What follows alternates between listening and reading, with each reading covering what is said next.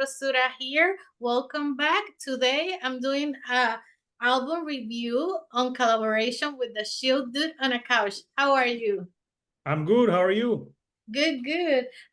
Ready and happy to talk about this new album. We're talking about Life's Outgrown by Beth Gibbons. Yeah. Uh, Well, this is a new album. Everyone knows her from Portishead, but I think it's like been like more than 20 years, something like that, since a Portishead album. And if you're waiting for some trip hop, this is not the album for you. This is totally different. there's no trip hop. When you sent me the name, I knew Portishead, but I didn't know her name. So I'm Oh, like, you're like, oh, Beth. I'm like, who's Beth? And then I had to Google. Oh, yeah, the singer from I know Portishead. her. Yeah, she released, I think it was three albums, three studio albums with Portishead, one live, the very famous Live in Roseland in New York. And then she did another album. It was her with Rusty Man. So they're calling this her first debut album. It stands on 45 minutes. And I know she collaborated with Lee Harris from the band Talk Talk and with the producer James Ford. He's famous for working with Arctic Monkeys, Duran Duran, and bands like that. What do you think about the album? Well, it's a very chill record. It's a record. It has some like a little bit of electronics, but it's like real subtle. And yeah, it's an album that I listened to it a lot in the morning because it was like good to like like To put it, yeah, you ease into the morning with it. And Beth has a great voice. yeah, her voice And here, like, well, always, but here especially, is like very hypnotic. yeah, and I think the album has great lyrics as well. Uh, Yeah. Great lyrics, and it came from the heart. And unfortunately, it came out on the same day that Billie Eilish put out a record. I know. And what I didn't know is that Billie Eilish was gonna release an album. Yeah, I but think she didn't like put singles or no, something. no, it was like a surprise thing. But yeah, but the Beth Gibbons one, it's very chill record, very relaxing. Like almost all like the songs are not similar, but they have like that same tone. I think it's like this is meant to be like a chill record, like a relaxing record, introspective type of record, if you will. Yeah. Yeah, that's the word I will use, introspective.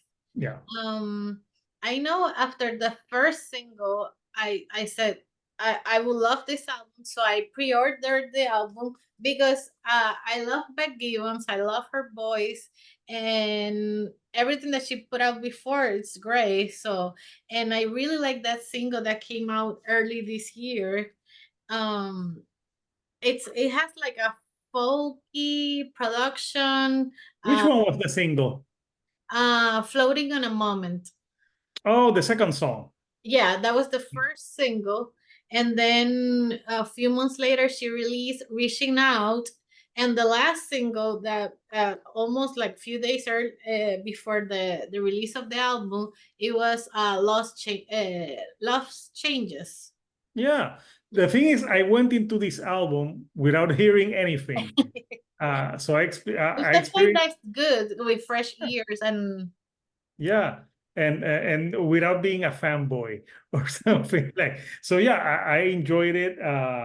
But yeah, I have thoughts on the tracks that I enjoyed the most. Yeah. yes, I know it has some jazz influences, the vocals, and the album feels like very lush with lush instrumentation.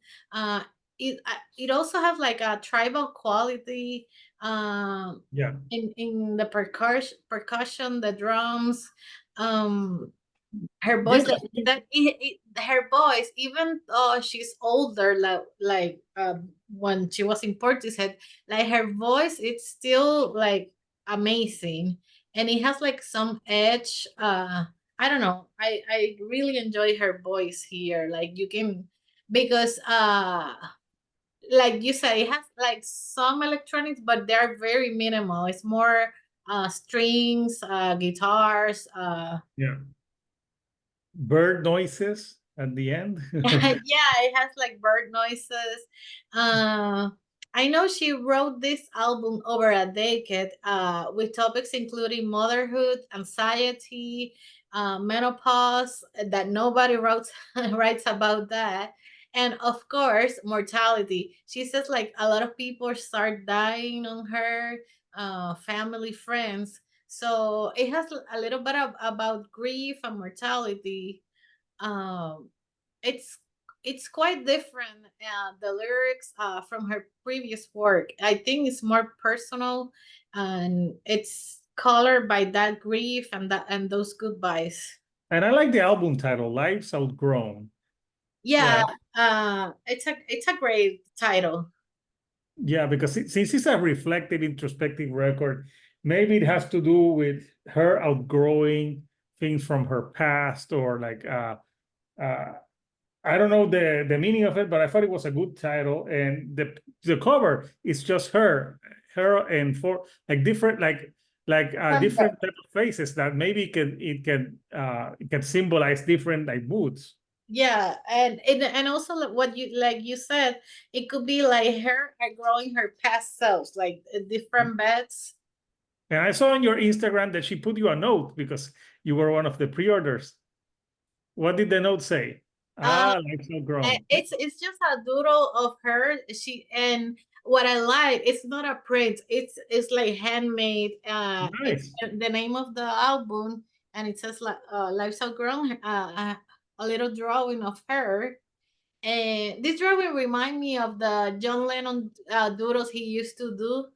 And on the back it says Beth and a kiss, an X. Okay. Nice. I really enjoy, like, it's a 180 grams vinyl, and it comes also with a little book with Oh, wow. some pictures of the production on the recordings, and here more pictures Ah, of her, but it has the lyrics. oh, Very nice. cool. Yeah. Yeah, when I listened to it on Spotify, those pictures popped up of Yes. her in the field. But yeah, Yes. nice. Uh, Yeah, I think that the title is great because it's very introspective, and it could mean like lives outgrown, like she outgrew past lives or outgrew some people. Uh, what were your favorite tracks? So for me, because it's basically 10 songs. I think "Floating on a Moment" is my favorite, and I like the line where she says that all we have is now, and it's something I don't know. We've talked about that in the past Yes. about, and she used it in the line, and I think the song, like, it's a very deep, "Floating on a Moment." I think it's like she's trying to say that we have to cherish the present because we don't know, like, if we have a loved one that's gonna pass away or anything, so we should live in the moment. So, like, all we have is now. I think that's something other people have said, but I Yeah. like how she uses it because it's like floating on a moment, because sometimes that's how you feel, like you're floating by, and you're like, if you don't pay attention, if you're thinking of the past or the future, you're missing the present. So I thought it was very deep. Yeah, you sound like Ferris Bueller, that he says like if you're not paying attention, life goes Life moves fast. You gotta by. look around, or you can miss it. Yeah, I'm quoting Ferris Bueller. But he's right, and it's true. Yeah, it's right. But stay in school, people. So I like also the album opener. I think it's great. "Tell me who you are today," and just the title alone, like, "Tell me who you are today." Yeah, I think maybe I haven't read the lyrics, but you have them. I don't know if the song is about like different moods. Like, depending, some days like you may feel good, some day other days you may feel bad. So I thought it was a great way, and it starts the album on a it's it's I like some instrumentations that they have, like some strings in some songs, and I think this is a very beautiful way to start the album. So I really enjoyed it, and I liked "For Sale." That's I a think that one had some like Middle Eastern vibes. yes. The only bad thing is that I felt hungry. Uh, I wanted to go have me some like a Sultan Abi, which is like a fast food restaurant here in Puerto Rico. I'm like, Oh, I oh, miss that place. I want that food now because every time I hear that music, I get hungry for that type of food. Yeah, I like it because I think her voice with the Middle Eastern instrument really really good. goes well because sometimes there's bands that use Middle Eastern instruments and they feel like gimmicky or Yeah, like it's forced. But for this record, I thought it sounded great. Yeah, yeah, and I like that song For Sale. I don't know what it's about, but I really enjoyed it. So yeah, I would say those three tracks, even though I uh I don't think there was any weak track here, in my yeah. opinion. Yeah. Well, I agree with you. Floating in a Moment, it's one of the great pieces on this album. I like it feels like melancholy, but at the same time like very freeing. And that reminder that all we have is here and now. We spoke about that. I think Placebo talked about that Mhm. in their last album, and that's a philosophy that came from Ram Dass. He was like he went to India. He was a professor and then changed to be a guru. And his philosophy was be here now because all we have is here now. I don't know if she read something about Ram Dass, Yeah. but that's a theme that's very present, even more now with the last couple of years with the pandemic and the war and everything. Like people are like paying attention, like, okay, maybe this is all we have here and now, so let's enjoy the moment. Yeah, that's what I would like to tell my credit card. Like, no, man, all I have is now, Don't man. charge Like, me, don't charge me more. no, man, I can't. This is but it doesn't work that way. Capitalism. Another standout piece for me was Burden of Life. Yeah. I think that song has like some eerie elements, the acoustic bass line, the percussion. Uh, it was unusual song, but I like it. And the last single, Lost Changes, I really enjoyed the video and the lyrics. She says, "And all that I want you to want me the way that you used to, and all that I want is to love you the way that I used to." Sometimes in relationships, things happen and everything changes, and so she's like asking like, love me like you used to, and I want to love you like I used to. And but I enjoyed that song also because of her voice. Like you can appreciate the voice, and it has like a whistle. Like I wasn't expecting that whistle in the song.